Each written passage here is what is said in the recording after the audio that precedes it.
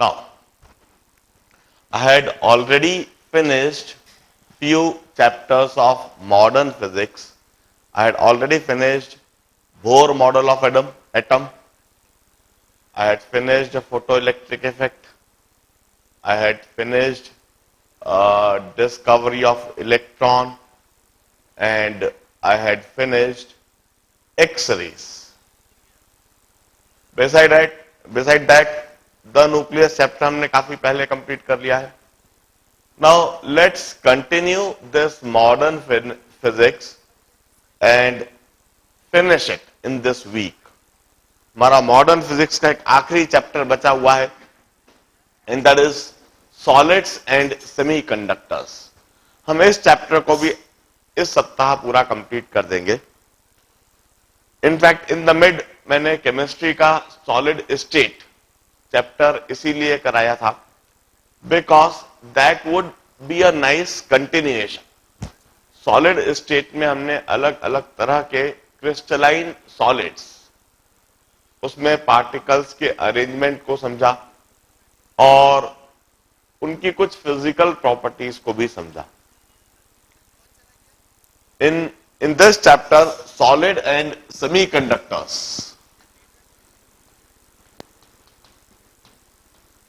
Solids and semiconductors will study with the electrical properties of any crystalline or amorphous solid. Electric field में crystalline solids का कैसा behaviour होता है, इस बात को हम डिटेल में समझेंगे इस चैप्टर में. और हमारा खास एम्फोसिस होएगा semiconductors. In fact that is a revolution in modern physics. आज के समय जितने भी मॉडर्न डिवाइसेस हैं, मॉडर्न गैजेट्स हैं, all those are constructed with the usage of semiconductors. Semiconductor physics, electronics, it's a vast topic. आगे जाकर इलेक्ट्रॉनिक इंजीनियरिंग में, इलेक्ट्रिकल इंजीनियरिंग में, इंस्ट्रूमेंटेशन इंजीनियरिंग में, इनफैक्ट इन्हीं चीजों को हम बड़ा डिटेल में पढ़ते हैं. अभी 12th लेवल पर आईआईटी जेई और एआईट्रिपल लेवल पर इसका बिल्कुल बेसिक्स इंक्लूडेड है और वही बेसिक्स हम इस चैप्टर में समझेंगे. देखिए, depending on the electrical properties any crystalline solid may be categorized in 3 categories: conductors, insulators, and semiconductors. The first category of a solid, depending on its electrical properties, is conductor. These are those solids which readily conduct electricity when electric field is applied across the conductor, when a potential difference is applied across the crystalline solid. यदि हम solid के across potential difference लगा दें, यदि हम solid के across electric field लगा दें, तो यह सॉलिड्स इलेक्ट्रिसिटी कंडक्ट करने लगते हैं, इनमें इलेक्ट्रॉन ड्रिफ्ट होने लगते हैं और such solids we call them conductor. For example copper, silver, sodium, such substance are termed as conductors. The another category of solid depending on electrical property are insulators.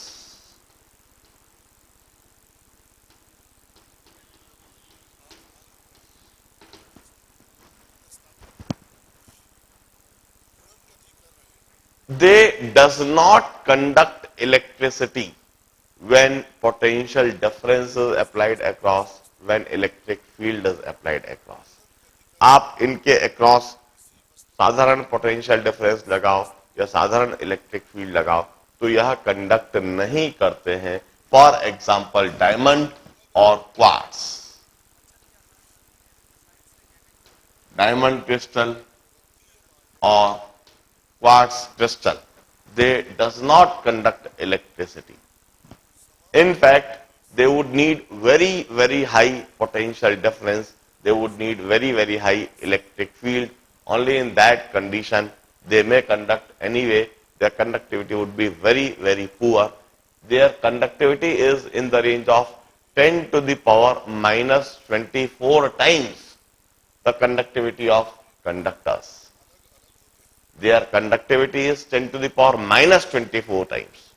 Means it's very less. It's negligible conductivity. I will say their conductivity is 10 to the power minus 24 times less than conductors.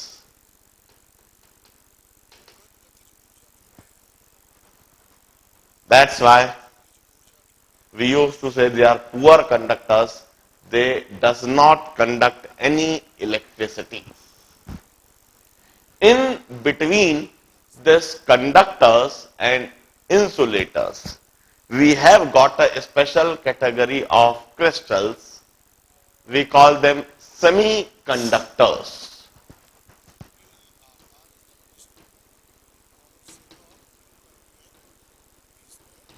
The crystal of our interest, the crystal of our concern, semiconductors. About semiconductors, we are calling them semiconductors because they are partially conductor and partially insulator. इनकी conductivity conductors से काफी कम है. Their conductivity is 10 to the power minus 11 times the conductivity of conductors. Their conductivity is 10 to the power minus 11 times that of conductors. And their conductivity is 10 to the power 13 times higher or greater as compared to insulators. And 10 to the power 13 times greater than that of insulators. इनकी conductivity conductors से तो 10 to the power minus 11 times कम है. जिसकी conductivity conductors से 10 to the power minus 11 times कम हो जाए उसे हम कंडक्टर तो कह नहीं सकते. मगर इनकी कंडक्टिविटी इंसुलेटर के मुकाबले 10 to the power 13 times higher भी है. That's why they can't be called insulators as well. न तो हम इन्हें कंडक्टर्स कह पाएंगे न ही हम इन्हें इंसुलेटर्स कह पाएंगे. They are termed as semiconductors. The element of fourth A group, element of fourth A group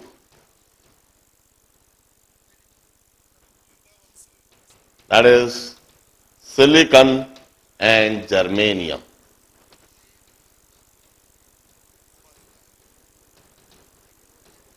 Are such crystals. Pure silicon crystal, pure germanium crystal या impure silicon crystals या impure germanium crystals are of this category. They are termed as semiconductors. इस पूरे chapter में हमें इन्हीं semiconductors की property detail में पढ़नी है. हमें इन्हीं सिलिकॉन और जर्मेनियम क्रिस्टल के बारे में पढ़ना है, हमें इनकी इलेक्ट्रिकल प्रॉपर्टीज पढ़नी है, इनकी कंडक्टिविटी, इनकी रेजिस्टिविटी कैसे कितनी होती है, कैसे बढ़ाई जा सकती है, कैसे घटाई जा सकती है, इनसे हम किस तरह के क्रिस्टल्स बना सकते हैं, किस तरह के डिवाइसेस बना सकते हैं, उनकी इलेक्ट्रिकल कैरेक्टरिस्टिक क्या होगी, इलेक्ट्रिकल प्रॉपर्टीज क्या होगी, और उनकी इलेक्ट्रिकल प्रॉपर्टीज के मुताबिक उनके किस तरह के उपयोग हो सकते हैं। इन्हीं सेमीकंडक्टर्स के द्वारा आज के समय computer, calculator, laptop, tablets, all those things, जितने भी इलेक्ट्रॉनिक गैजेट्स आपको दिख रहे हैं, मिल रहे हैं आसपास, all those electronic gadgets are constructed with the use of such semiconductors only.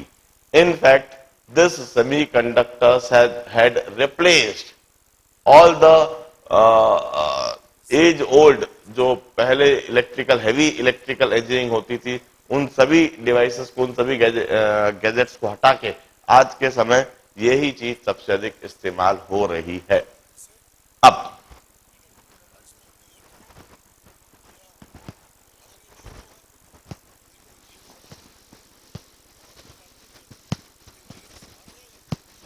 देखिए, इस चैप्टर को स्टार्ट करते समय हम सबसे पहले एक कंसेप्ट इंट्रोड्यूस करेंगे, the concept of energy band. एक काफी इंपॉर्टेंट, सारी थ्योरी, सारे कंसेप्ट समझने के लिए यह टर्म हमेशा अपीयर होता है, the concept of energy band. देखिए, अभी तक हम एनर्जी लेवल जानते हैं। जैसे यदि हम बात करें सोडियम एटम की, अ सोडियम एटम जिसका एटॉमिक नंबर Z है, in that Z is equal to 11, for sodium atomic number is 11, which imply that in a nucleus of sodium atom will have 11 protons, and outside the nuclei will have 11 electrons revolving around the nuclei.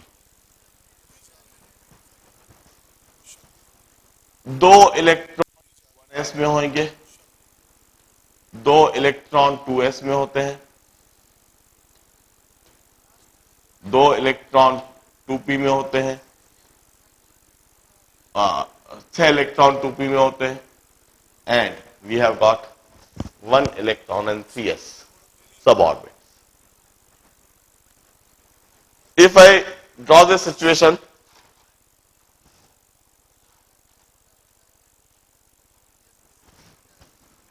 I will say this is a nuclei having 11 protons. This is first orbit in which we'll be having 2 electrons. This is second orbit, यह second orbit है, और second orbit में दो सब orbits होते हैं, 2s 2p, 2s जो पूरी तरह से सर्कुलर है, और 2p जो इस तरह से स्लाइट एलिप्टिकल है। दिस इज सेकेंड सब ऑर्बिट। 2s सब ऑर्बिट में तो दो इलेक्ट्रॉन्स हैं। 2s सब ऑर्बिट मैंने बिल्कुल गोल सर्कुलर बना रखा है, और 2p सब ऑर्बिट में 1 2 3 4 5 6 इलेक्ट्रॉन्स हैं। And then lastly we have third orbit, 3s orbit. This is third orbit in which we have got one electron.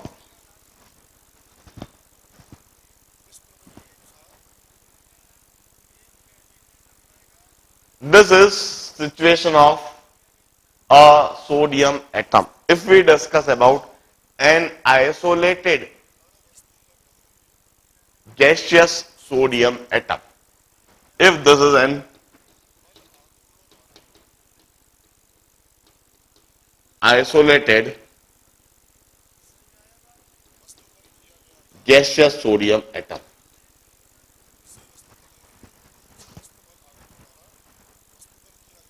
इस आइसोलेटेड गैसियस सोडियम एटम में हम कहते हैं यह सेकेंड ऑर्बिट में जो दो इलेक्ट्रॉन्स है इनकी एनर्जी मिनिमम होती है, न्यूक्लियई के सबसे करीब है, the sum of its kinetic energy plus potential energy is minimum and we always draw it in this manner.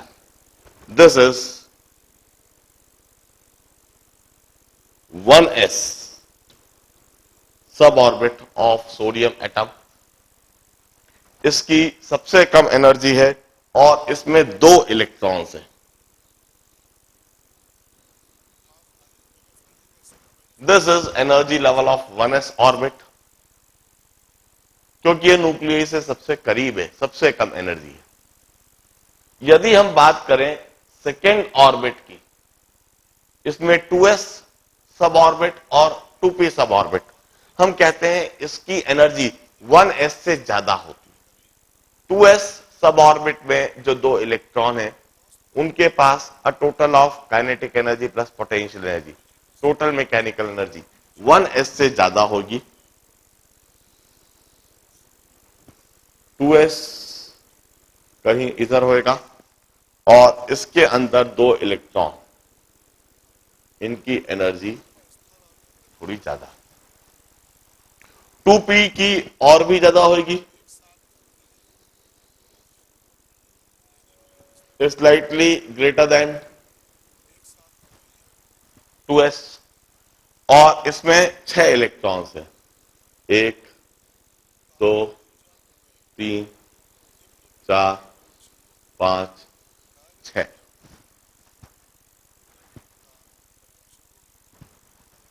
जबकि यह जो 3s सब ऑर्बिट है जो कि न्यूक्लियई से सबसे दूर है,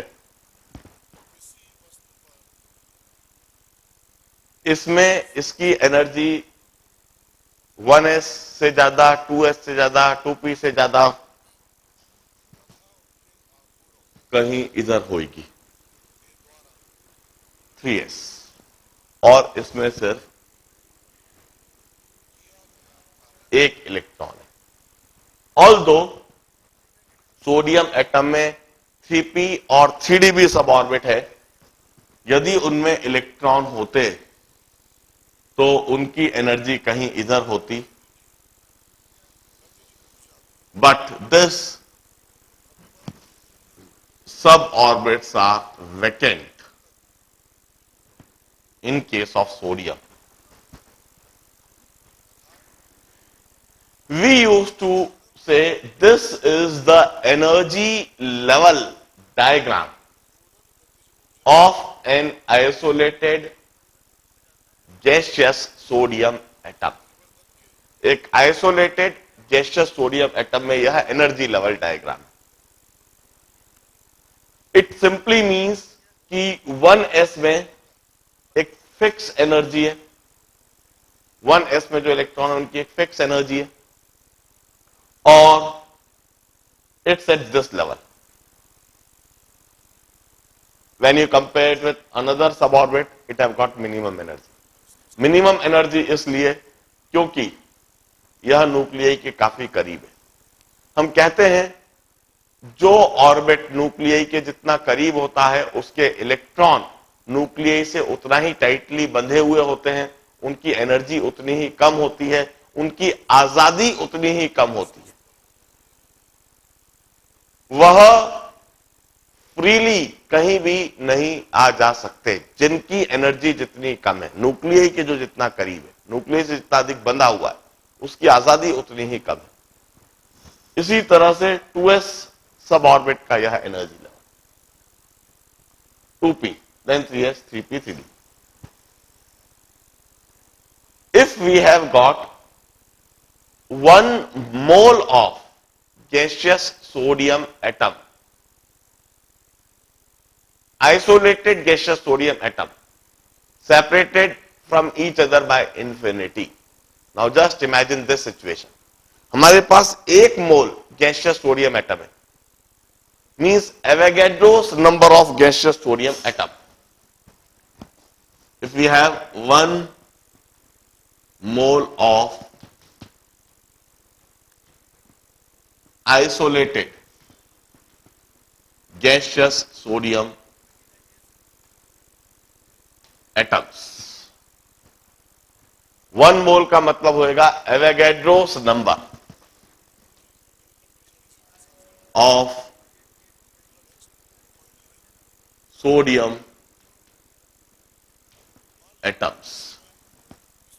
और ये सारे सोडियम एटम एक दूसरे से दूर दूर है, एक दूसरे से सेपरेटेड है। एक सोडियम एटम का दूसरे सोडियम एटम के साथ किसी तरह का कोई इंटरैक्शन नहीं है, गैस फेज में है, वेपर फेज में है। ऐसी कंडीशन में हम कहते हैं वहां पर 1s सब ऑर्बिट में कुल मिलाकर 2n इलेक्ट्रॉन्स होंगे।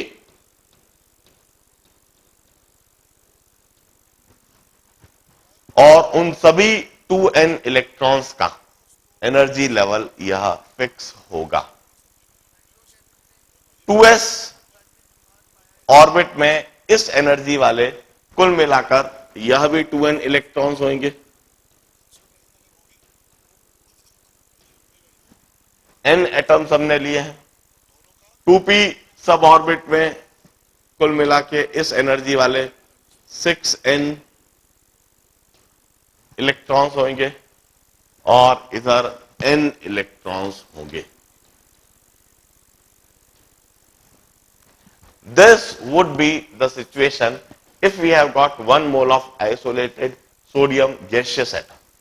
अब यह सोडियम वेपर्स, सोडियम के गैस एटम्स सारे एक दूसरे के करीब आते हैं और एक क्रिस्टलाइन सॉलिड बनाते हैं।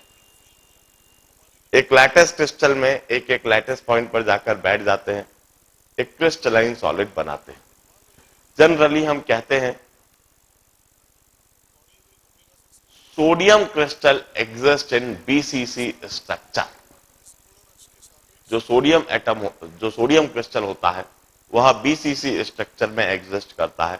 मतलब सोडियम के एटम जब एक दूसरे के करीब आके क्रिस्टलाइन सॉलिड बनाते हैं तो वहां बॉडी सेंटर्ड क्यूबिक क्रिस्टल बनता है जनरली। इस तरह से यह सभी 1 मोल आइसोलेटेड गैसियस एटम करीब आकर एक क्रिस्टल बना रहे हैं। सोडियम का एटॉमिक वेट 23 है, वह क्रिस्टल का वजन होगा 23 ग्राम्स। एक 23 ग्राम्स का हम सोडियम क्रिस्टल बनाते हैं। अब क्या होगा? अभी तक एक सोडियम एटम का दूसरे सोडियम एटम के साथ कोई संबंध नहीं था, मगर जब यह सोडियम एटम एक दूसरे के करीब आएंगे, क्रिस्टलाइन सॉलिड बनाएंगे, तो इस तरह के एटम एक दूसरे के पास में आ रहे हैं। Now this electrons revolving in the orbit start interacting with electron of another atom. ये जो 3s सब ऑर्बिट में यह जो एक इलेक्ट्रॉन घूम रहा है, यह घूमता हुआ इलेक्ट्रॉन जब तक आइसोलेटेड गैसियस एटम था तो बिल्कुल इंडिपेंडेंट तरीके से घूम रहा था, इसके पास एक फिक्स अमाउंट ऑफ एनर्जी थी। मगर क्रिस्टलाइन सॉलिड में यह इलेक्ट्रॉन दूसरे एटम के इलेक्ट्रॉन के साथ में इंटरैक्ट करने लगेगा, उससे कभी कभी टकराने लगेगा, उसके साथ में कभी कभी एनर्जी एक्सचेंज करने लगेगा। कभी यह कुछ एनर्जी देगा, कभी यह कुछ एनर्जी लेगा। इस तरह से यह जो 3s ऑर्बिट में यह जो एक इलेक्ट्रॉन आपको दिख रहा है, एवोगैड्रोस नंबर ऑफ एटम लेने पर n इलेक्ट्रॉन्स जो आपको इस लेवल पर दिख रहे हैं, इनकी अब एनर्जी एक फिक्स या एक पर्टिकुलर एनर्जी नहीं रह जाएगी। अब इनकी एनर्जी एक पर्टिकुलर रेंज में पाई जाएगी। कभी इसने किसी दूसरे इलेक्ट्रॉन को एनर्जी दे दी तो इसकी एनर्जी कम भी हो सकती है, और कभी इसने किसी दूसरे इलेक्ट्रॉन से एनर्जी ले ली तो इसकी एनर्जी बढ़ भी सकती है। इस तरह से अब इस इलेक्ट्रॉन की एनर्जी फिक्स इतनी रहने के बजाय हल्की सी कम ज्यादा हो सकती है। सिर्फ आउटर मोस्ट ऑर्बिट का इलेक्ट्रॉन ही इस तरह से इंटरेक्ट नहीं करेगा। इनफैक्ट 2s और 2p वाले इलेक्ट्रॉन जो हैं, यह भी दूसरे एटम के साथ में, दूसरे एटम के इलेक्ट्रॉन के साथ में किसी ना किसी तरह का इंटरैक्शन करने लगेंगे। उस इंटरैक्शन की वजह से इनकी एनर्जी फिक्स रहने के बजाय अब कुछ कम ज्यादा होने लगेगी।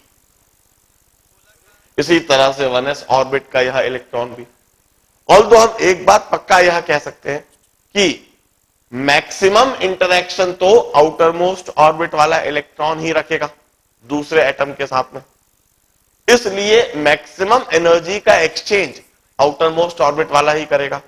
इसलिए मैक्सिमम एनर्जी का इंक्रीमेंट और डिक्रीमेंट इस 3s सब ऑर्बिट में इसी इलेक्ट्रॉन का हो सकेगा, जबकि जो इनरमोस्ट ऑर्बिट है, जो फर्स्ट ऑर्बिट है, इस ऑर्बिट का के यह दोनों इलेक्ट्रॉन दूसरे एटम के इलेक्ट्रॉन्स के साथ सबसे कम इंटरैक्शन रखेंगे। सबसे कम इंटरैक्शन रखने की वजह से यह सबसे कम एनर्जी एक्सचेंज करेंगे। ऑल्दो थोड़ी बहुत एनर्जी यह भी एक्सचेंज करेंगे, मगर इनके द्वारा एनर्जी एक्सचेंज सबसे कम होगी। फिर भी हम कहेंगे कि अब इनकी एक फिक्स एनर्जी रहने के बजाय एनर्जी एक पर्टिकुलर रेंज में रहने लगेगी। मैं उसी चीज को मैं पिक्टोरिकली ड्रॉ करता हूं। मैं यह सोडियम